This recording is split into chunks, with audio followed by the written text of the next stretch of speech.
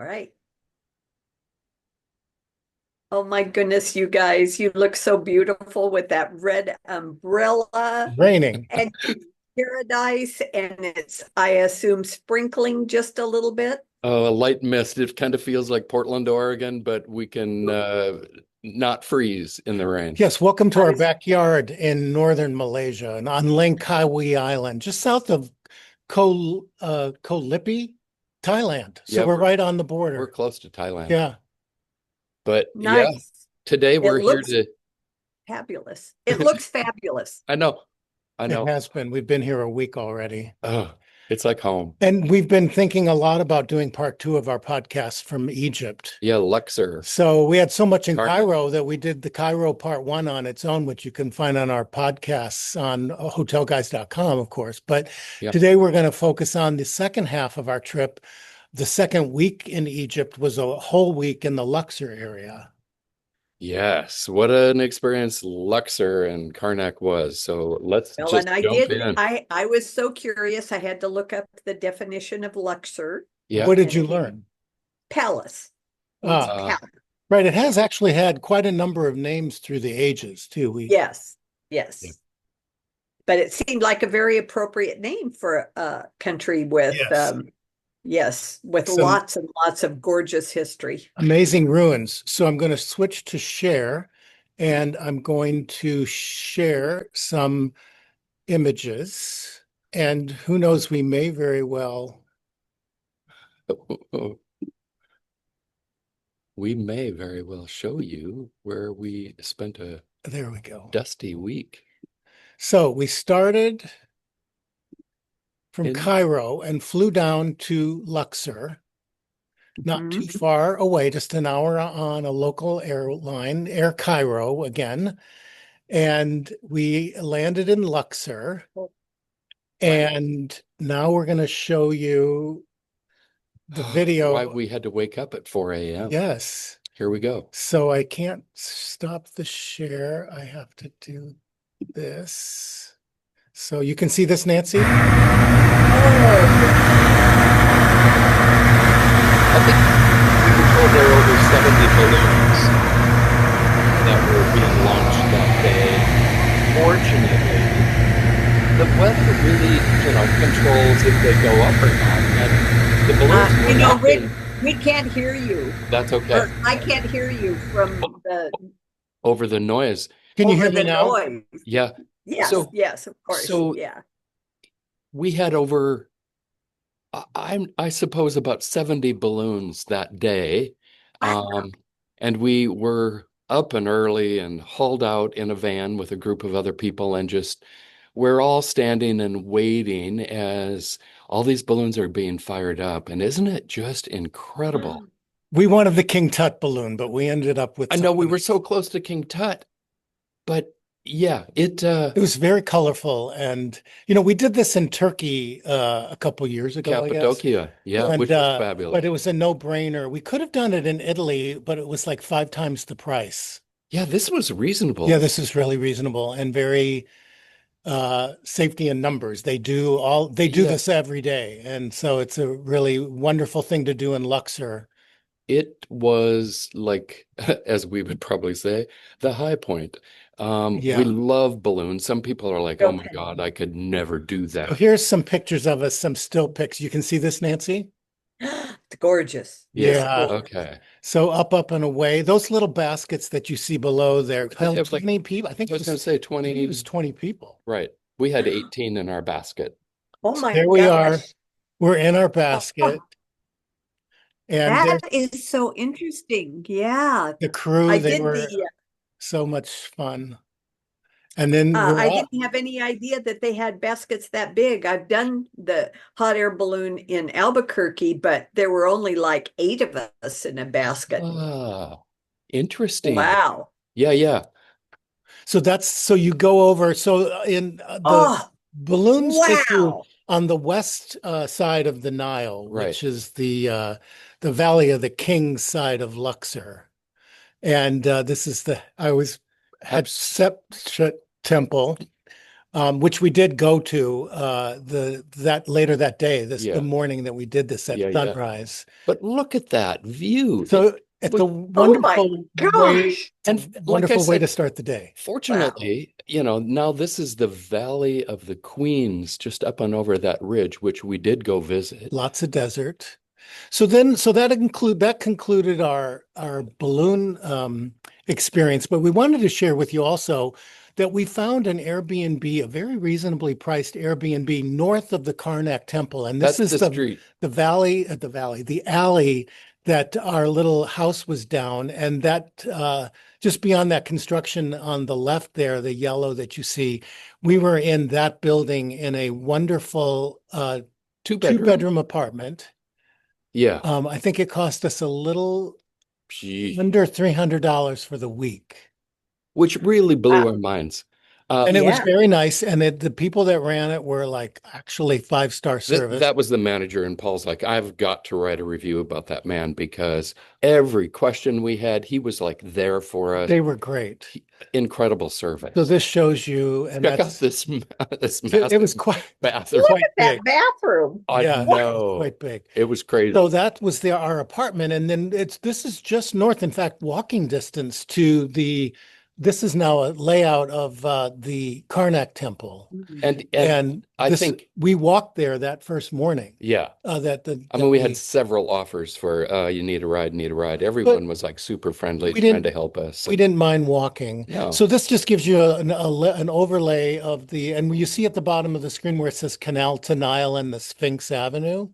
You enter on that axis going in the up direction, in the northerly direction, and that's what this is that's represented what we're in. seeing all the way down that Tail end of walkway. the Avenue of the Sphinx. And it's a big distance with these lions lining that, linking from So you see, Karnak Temple to Luxor Temple. so all the way down, and then you step through the various, and this was like a grand palace structure that was in its day covered, and these are just what's left.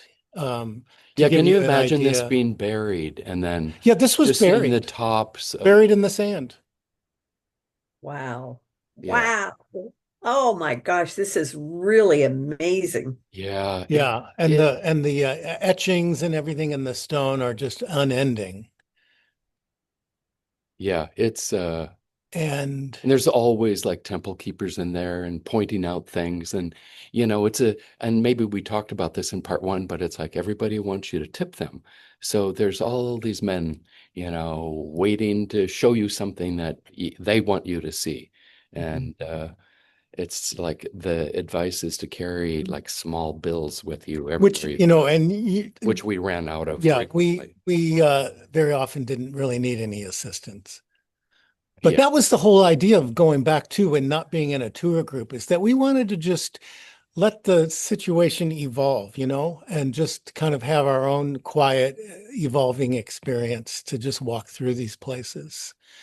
So this is Karnak still. And then we came That to, was called something of the columns. That whole walkway of massive columns was amazing. but then, So I have a question. yeah, So on these columns, there is artwork carved Yeah. into the columns. Yeah. Did they explain how they did that? Were the columns, did they do the artwork when the columns were laying down and then they tilted them up? to the best of my knowledge, no, that they often stenciled. It's believed that they often, to my understanding, limited, that they often stenciled a schematic on the stone, and then the stone workers came in and followed that geometry and that symmetry that's so amazing. Yeah, to finish the to art finish color. to finish it up. So no, I don't believe so. But honestly, I don't know that anybody really knows. Well, and we know they're using there all might have- natural plants and dyes, and so There may have been not instances paint. where they did some before it was installed, and then my guess is that it was done in situ, in place. Yeah, I think So that's so So Anything that means else? they had to have built scaffolding and Yeah, all yeah, kinds of things. It's like, how did they do that with yeah. what little, Hey, yeah, Yeah, those are the mind-boggling things I of know how yeah, was that's all this done? yeah. yeah. That's always the big question about Egypt is like, Yeah, really, how is all this done? yeah. And But I know that what we're going to show you next is the vintage is the what they call the 18th dynasty, which is about the 1450 BC. I think that the Luxor temple, sorry, the Karnak temple, we're on Karnak, not Luxor. right, Luxor's the Karnak. town, and in Luxor, there's Luxor temple and Karnak temple. So we're Yeah. just going to really focus on Karnak. But we're going to go back to the share and show you a little temple. In our schematic over on the left side, there's a tiny little relative size-wise. There is a tiny little place called the Temple of Ptah, Sekhmet, and Nefertom. And this is a very special, intimate little shrine that's on the Karnak compound that a lot of people that go there don't necessarily know about it, but a lot do, and a lot make a beeline there. And so now we're going to show um, that to you, So not if you that. recall, Nancy, it was about 30 months ago that we were in this same temple.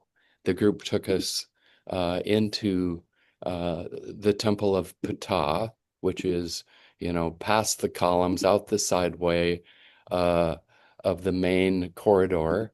And then we were led into that temple, and my first experience, if you recall, in our podcast back then, Nancy, uh Mhm. it's a small, very dark, intimate room. Okay, so this is the temple itself as we stepped out. um and so we were led again by this man who is taking us all the way straight back into this temple that has so much history and layers of rebuilding, rebuilding, and rebuilding. So, So uh, this is also from about 1450 BC, this current version of it. And it's mhm, actually this is a Sekhmet. three chamber intimate shrine area. And the one on the right, the small shrine on the right, is the Sekhmet Temple. And she is the goddess, she's the consort of Ptah, which is the creator god of the Egyptian uh, the whole Egyptian civilization. So And she's made of black granite. right, and she's the goddess of creation and destruction. So if you saw at her feet, there was a red fabric that a woman had brought in. And so when Paul and I arrived in the main entry, we met a young man, and he like, oh yeah, go, go, encourage us to go in and join her. And so again, it's a very, very dark, dark temple.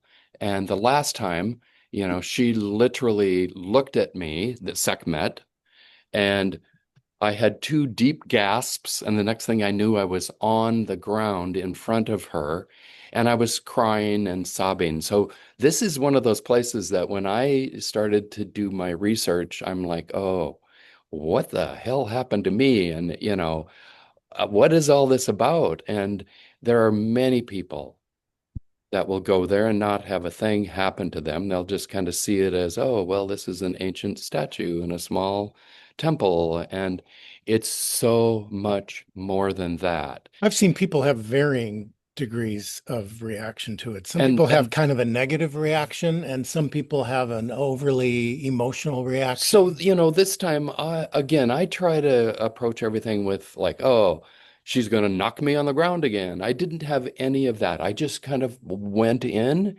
and Paul and I stood next to this woman, and I'm just looking at Sekhmet, and it's like suddenly I'm like doing just this uncontrollable body shaking, and I'm shaking. And it's like, oh my God, just breathe into Sekhmet. And in my head, I hear this voice, she's healing you. You're healing. You're healing.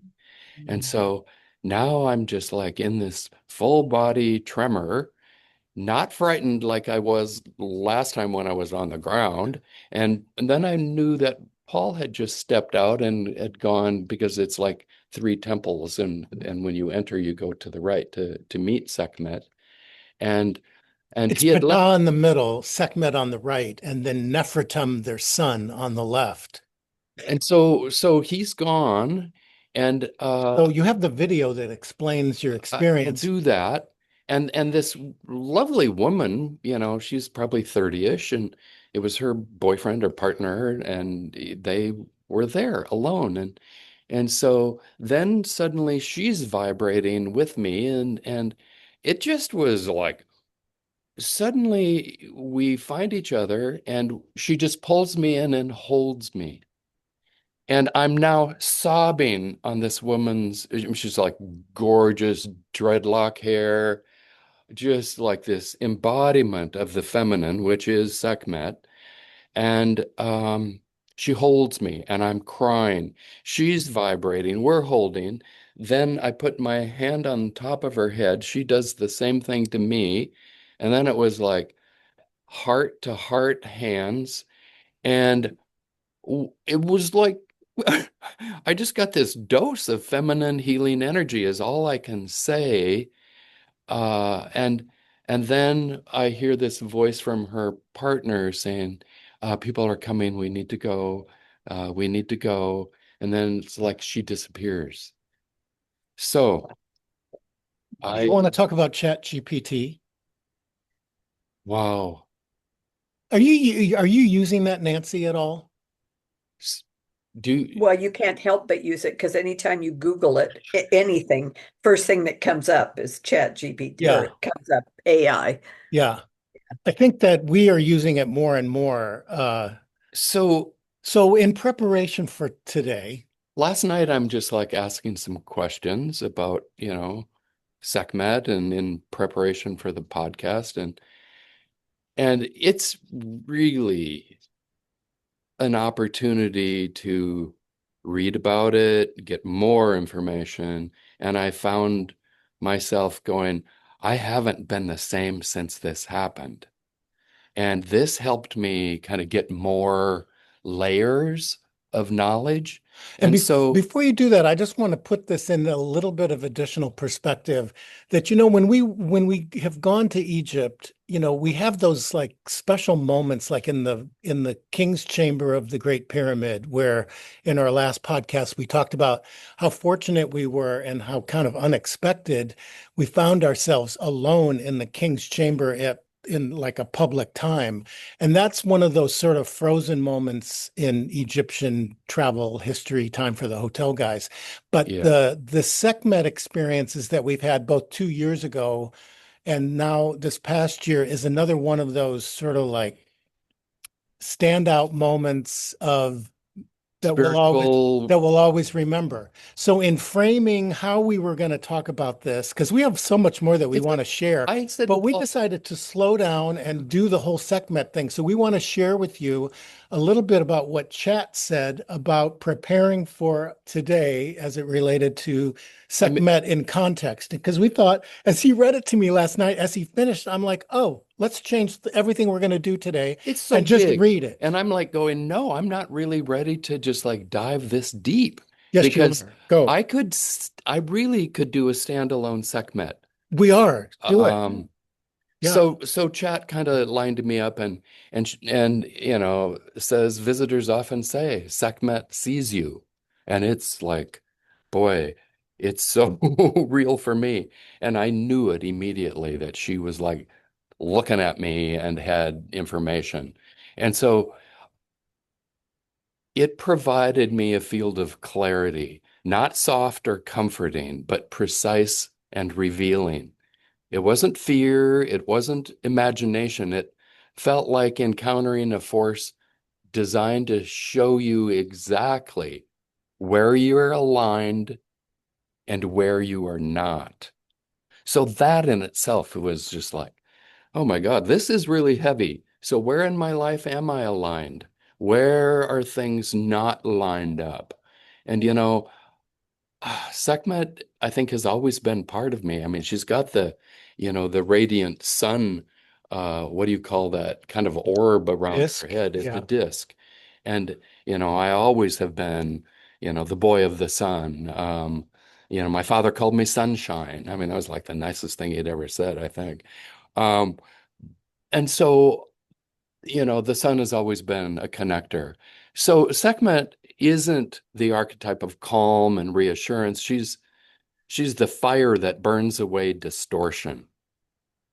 And boy, are we seeing a lot of that in the world where we are getting much more clarity around, you know, personally, where I can set my own boundaries.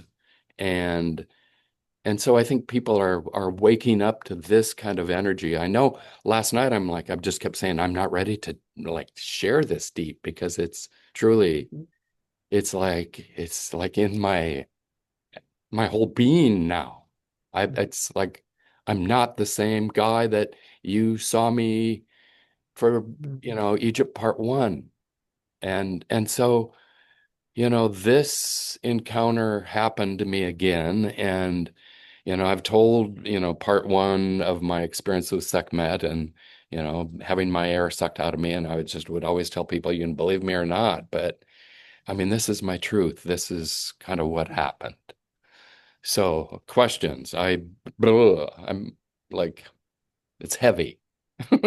It's, Well, and I think we need to be deeply respectful of the fact that you're still processing this and it hasn't crystallized yet. And I really encourage you to be careful with what you share because not that, it would be sacrilegious, but there is obviously something going on. I can tell it just by the way you are talking. And so I feel this is so interesting. It's like I feel like we have totally switched into a very sacred space right now. yeah, yeah. Well, it is a sacred space. And when this was rebuilt, just a little more historical context, in 1450-ish BC, it was replacing ruins of another temple site. So it's been Mm. and it also because of the juxtaposition of how expansive and open the current Karnak situation is that's just adjacent to it. It's like a 1 minute walk away.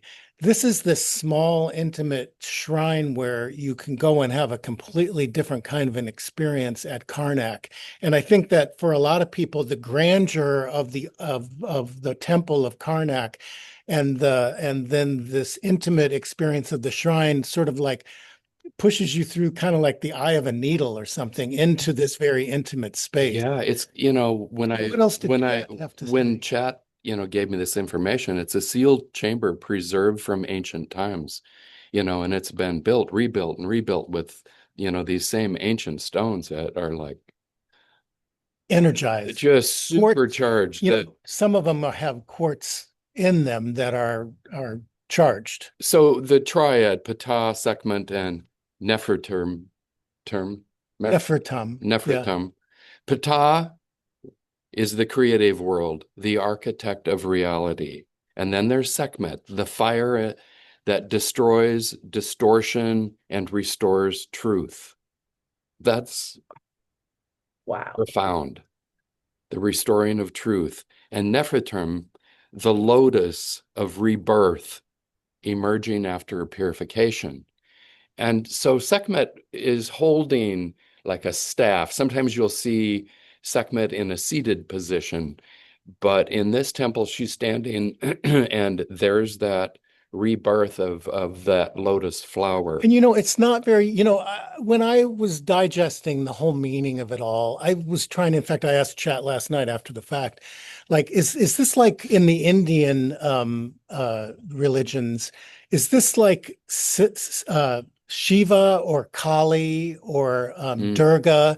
And Chat said yes and no, because what's unique about So, this archetypal energy has been, I mean, in some ways in our current civilization, this is where it started. It was from this that informed the Mesopotamian world, and it's what informed the Indian world back in the day. And it informed, then down through the ages, Greek civilization and our own, because I asked Chet, like, what's the Western equivalent of all of this? And the answer was kind of like, there really isn't any. But I know in the Indian, I think of Yeah. like Ptah as like the creator god. And that's Are you saying Shiva? well, No, Shiva's more like the kick-ass god, like Sekhmet is. But what's unique about Sekhmet, what I was starting to say, was that its orientation is more to the sun, and so to have a strong female that's solar identified, is a rather unique feature, as I've learned about this over the years. So anyway, so go ahead. I mean, just the layout of the position, then they were using the stars, they were aligning, these hot, geological ley lines on the earth. And so that's, I really learned, is like, yeah, no wonder it's such a hot spot, because the information tells us that this is really a special, powerful, energetic. And so that really hit me pretty hard. You feel it I felt it on such a deep, deep level again. Um, so, it's like, geomagnetic lines, the use of granite as the conductor, the chamber as an amplifier of personal intention or inner state.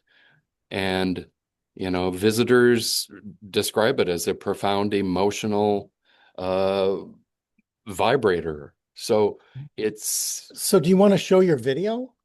yeah, let's do that. All right, we're going to do that.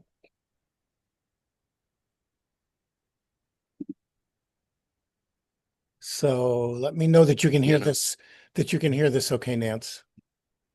That I visited 29 months ago. Can you hear it?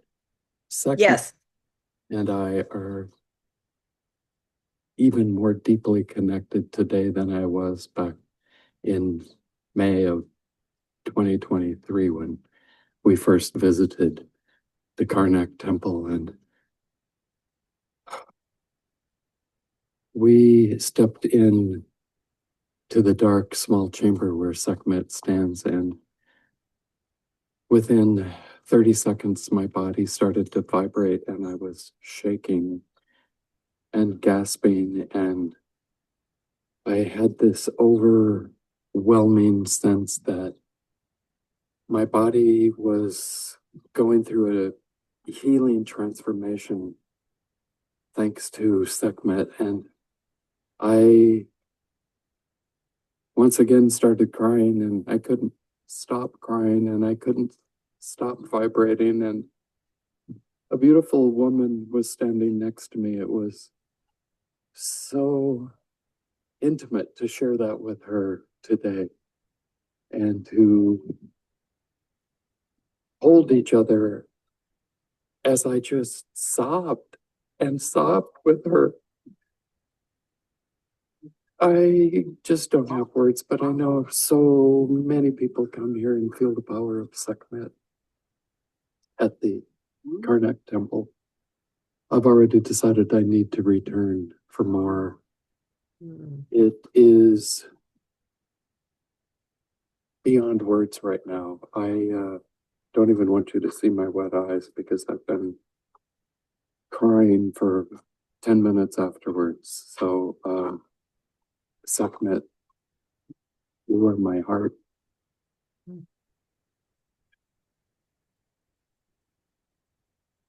Egypt, I'm home. I truly feel like I have come from here.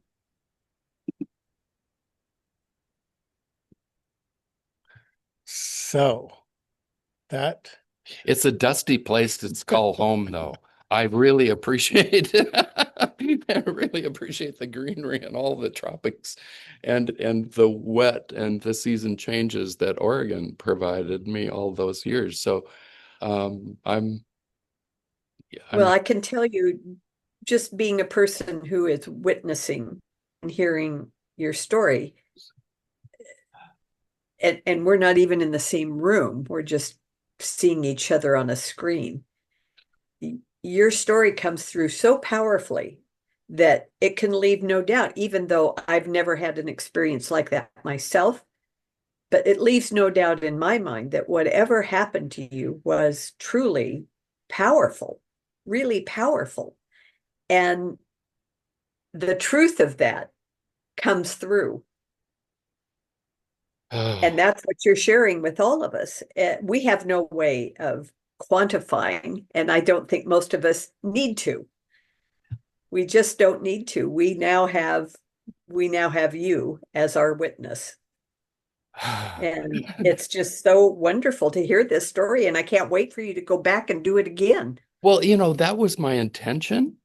And then, I mean, it was such a spin. We had, like tours and we were on the go. And then I got really, really sick. And so, um, I don't know if it was the bus out, because someone was coughing and as we were heading out to the balloons that early morning, but I came down with this nasty chest cough.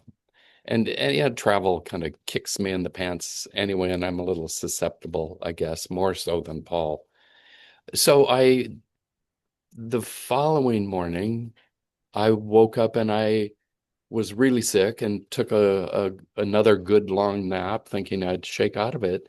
And that woman in the temple came to me in my dream. And so that was like very interesting. And I've never really shared this on podcast before, and I didn't even, when I first had this happen, I turned to Paul and said, what is this? And so I, in my dream, and I woke up, and again, my body was just doing the temple shake. And then I'm speaking words that I do not understand. And it's just like, all this stuff comes out, and I'm like, oh, now I know from a previous experience, I'm doing light language. And I had no idea what light language was. And again, Chat GPT tells me that this is, it's not like I'm insane, because the first time I thought, oh, what the hell is up? So I'm not crazy. I'm just sharing that I had all this language running through me. And so that happened. And she came to me, and it was again just this overwhelming sense of the feminine comforting me and holding me when I was sick.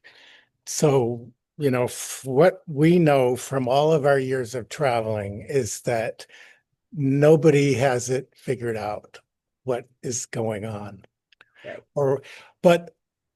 And we all reach our own truths and our own lives and our own directions. But it would seem to me that we are, and I don't mean just Rich and Paul, that we are in a collective transformation of some sort right now. Obviously, we're going through, talk about eye of a needle. Yep. Hopefully we'll get to the other side. We will. And everybody's doing their journey differently. Yeah, And there's yeah. no one way. No. Not everyone has to like run to Egypt and go to this temple, because it might be very disappointing for you.